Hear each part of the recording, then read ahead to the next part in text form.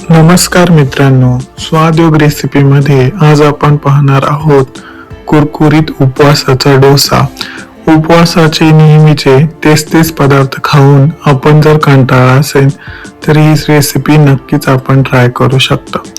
उपवासाचा कुरकुरीत डोसा त्यासोबत बटाट्याची भाजी हे परफेक्ट कॉम्बिनेशन तुम्हाला नक्कीच आवडू शकतं. त्यामुळे ही रेसिपी आहे ती नक्की ट्राय करा. ही दही भाजी चटणी सोबत तुम्ही सर्व करू शकता. तर त्यासाठी आपल्याला पहिल्यांदा पॅन मध्ये 1 कप भगर घ्यायचे आहे. त्यानंतर 1/4 कप साबुदाणे घ्यायचे आहे आणि हे आपल्याला मंद आचेवरती भाजून घ्यायचे आहे. भाजून घेतल्यामुळे काय होणार आहे की त्याच्यामधला जो कच्चेपणा आहे तो दूर होणार आहे. इथे आपली भगर आणि तांदूळ भाजून झालेले आहे. ते आपल्याला बाजूला काढून थंड करून घ्यायचे आहे. थंड केलेले भगर आणि साबुदाणा आपल्याला मिक्सरच्या भांड्यात घालायचे आहे आणि त्याला बारीकसर असं आपल्याला वाटून घ्यायचं आहे. हे पीठ आपल्याला जाड भरडसर नको आहे.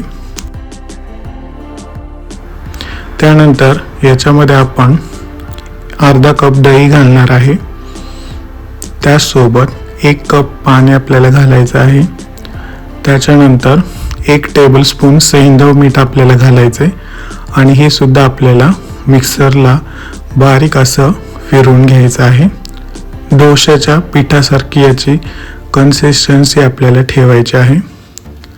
त्याला सारखं फिरवून घ्यायचं आहे जेणेकरून त्याच्यामध्ये एअर गॅप्स हे तयार होतील.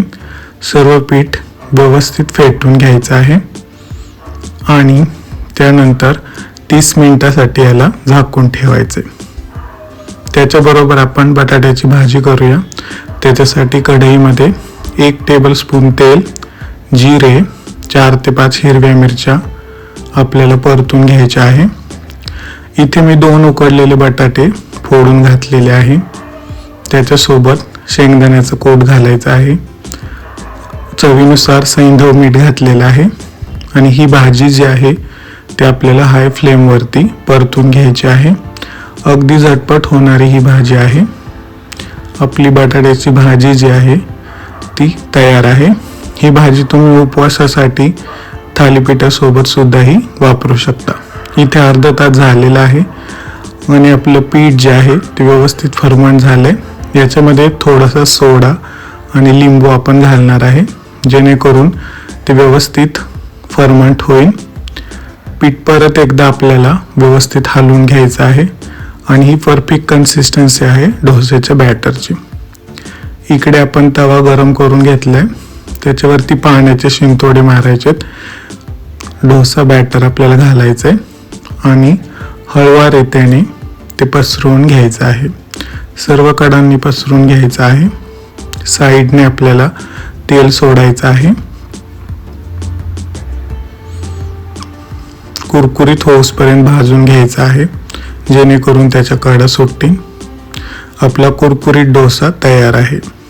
सर्व करत असताना दही, बटाट्याची भाजी आणि त्याच्यासोबत कुरकुरीत डोसे आपल्याला सर्व करायचे आहे. ही रेसिपी खूप सोपी आहे बनवायला. तुम्ही नक्की ट्राय करा. रेसिपी आवडली असेल तर नेहमीप्रमाणेच लाईक, शेअर, सबस्क्राईब करा. पुन्हा एकदा भेटूया नवीन रेसिपी सोबत.